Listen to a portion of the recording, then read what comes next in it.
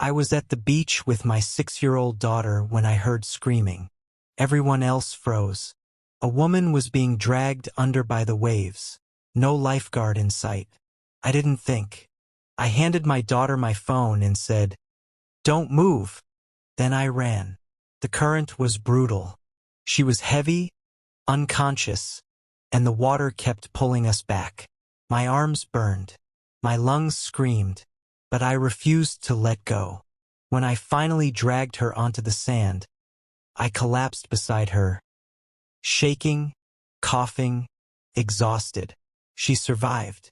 The ambulance took her away before she ever woke up. I thought that was the end of it. 3 weeks later, my daughter and I were called into a glass tower overlooking the city. Security everywhere. People in suits whispering. A woman walked in. Same eyes. Same face. She looked at me like she'd been holding her breath for weeks. "You saved my life," she said. That's when I learned the truth. She wasn't just anyone. She was the CEO of a global shipping empire. A billionaire. I tried to stand. She stopped me. "I didn't bring you here to thank you with money," she said. Then she looked at my daughter. "You jumped into the ocean without knowing who I was, or if you'd survive." I nodded. "Someone needed help." Her voice softened. "That's why I can't stop thinking about you." Months passed. She kept finding excuses to see us. Charity events, lunches, coincidental meetings. She wasn't impressed by my past. I wasn't impressed by her wealth. We talked about fear, about loss, about what it means to choose someone else over yourself. One night, she said quietly, "No one's ever loved me without wanting something back." I replied, "I didn't save you because of who you are. I saved you because of who I am." Today, we live near the ocean, not in a mansion by choice. My daughter calls her Mom, and every time I see the waves, I remember something. True love doesn't arrive in comfort. It arrives in moments where you choose courage, without knowing the reward. That I didn't hear from her again. Not a call, not a message, not even a name. Life went back to normal, or as normal as it gets for a single dad working 2 jobs and raising a little girl alone. But my daughter kept asking questions. "Daddy, is the ocean lady okay?" I always smiled and said, "She's strong. She'll be fine," even when I wasn't sure. Then one afternoon, a black car waited outside my daughter's school. Not a taxi, not police. 2 men in suits stepped out. My heart dropped. One of them said calmly, "Sir, please don't be alarmed. Our employer would like to meet you."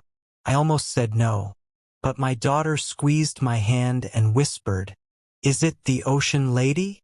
The building they took us to was taller than anything I'd ever been inside. Marble floors, glass walls, silence that felt expensive. We waited. Minutes felt like hours. Then the doors opened. She walked in, healthy, confident, unrecognizable from the woman I'd pulled from the waves. Her eyes locked on mine, and for the first time since that day at the beach, she smiled. She didn't sit behind the desk. That surprised me. Instead, she walked straight toward us and knelt in front of my daughter. "You're very brave," she said softly. My daughter looked at me, then back at her. "You're the ocean lady," she whispered. The woman smiled and nodded. Then she stood and finally spoke to me. "My name is Evelyn Cross." The room went quiet. One of the men in suits cleared his throat. "She is the founder and CEO of Cross Maritime Global." That name hit me like another wave. I'd seen it on cargo ships, on billboards, on the news. A billionaire. I took a step back. "I think there's been a mistake," I said.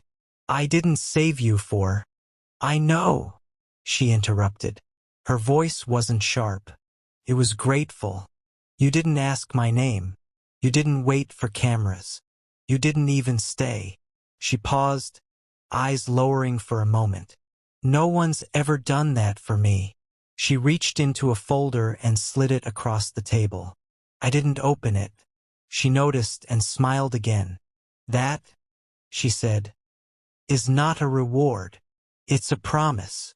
I finally looked inside. Medical bills paid. A scholarship fund for my daughter. And an envelope marked, "For when you're ready." My hands trembled. "I can't accept this," I said. She leaned closer and whispered something only I could hear. "You already did, when you chose my life over your own." And in that moment I realized, saving her from the ocean was only the beginning. After that day, nothing felt accidental anymore. Evelyn didn't disappear back into her world of helicopters and headlines. She showed up at my daughter's school play, sitting in the back, clapping the loudest. At the grocery store, confused by cereal brands, laughing like a normal person. At our tiny apartment, barefoot, washing dishes like she belonged there. She never talked about money. She asked about us. What scares you? What keeps you up at night? What kind of future do you want for your daughter? One evening, as the sun sank into the ocean, she finally said it. I've been surrounded by people my whole life, but I've never felt chosen. I looked at her and replied quietly, I didn't choose you because you were powerful. I chose you because you were drowning. Her eyes filled with tears. Months later, we stood on that same beach. The waves were calm this time. My daughter ran ahead, laughing, fearless. Evelyn took my hand. If you hadn't jumped that day, she said, I wouldn't be here. I shook my head. You would have been saved by someone else. She smiled softly. No, she said. I would have survived, but I wouldn't have lived. She knelt down in the sand. Not with diamonds, not with cameras, just a simple ring and trembling hands. I don't want a man who needs my world, she whispered. I want the man who risked his for mine. I said yes before she finished the sentence.